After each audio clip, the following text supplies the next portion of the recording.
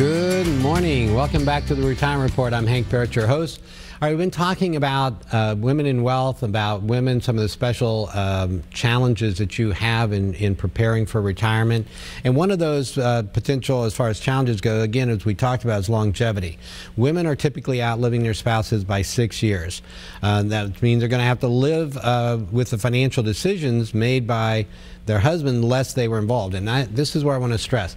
I have couples come in, and sometimes, as I mentioned earlier, maybe it is the husband that's dealing with, got the 401k, maybe they've got, been the breadwinner for the most part. Even though we see that changing, we still have that situation. And in doing so, if you're leaving it all to them and not participating, are you going to be prepared for the fact that you're going to outlive them and what that's going to mean with regard to your financial life and well-being?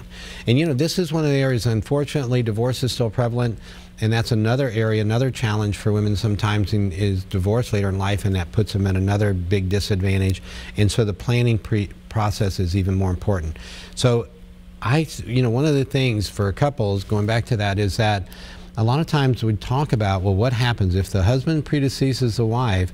How do we make sure that she's going to be okay and that she's able to know what to do with regard to the planning? In other words, and this means participating in the planning, being a part of the planning, understanding the planning and what it means and what's going to happen, and to be able to then continue that planning seamlessly to help protect them. Because when you're talking about decreases, if you have a pension, a potential decrease in pension income and Social Security income, being able to fund the long, what it's going to mean with regard to health care, potentially long-term care, all of these factors come into play. So good planning, for couples, again, guys, this would be a great, this is a way that we bring both of you in.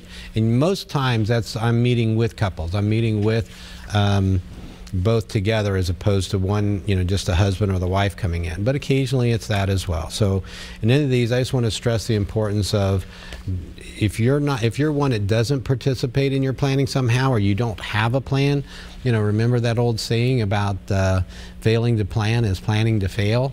It's so true in many instances. Unless you've got tremendous resources and you're gonna, you could make a lot of mistakes and still be okay. Most of us have to plan, and we want to make sure that we have plans in place to take care of us. All right. This week we've got into a lot here now, talking about, and we'll pick it up again in the future. As you'll notice, though, women have specific challenges and disadvantages in many instances when it comes to planning. There are still ways to overcome those, and what it also stresses is how planning is even more important then for women in making sure that they're going to be able to attain and maintain their standard of living and quality of life, no matter how long they live, to have that assurance, that peace of mind of knowing you're never going to have to worry about running out of money, and you're going to have the income you need to enjoy life, to make the most of those retirement years.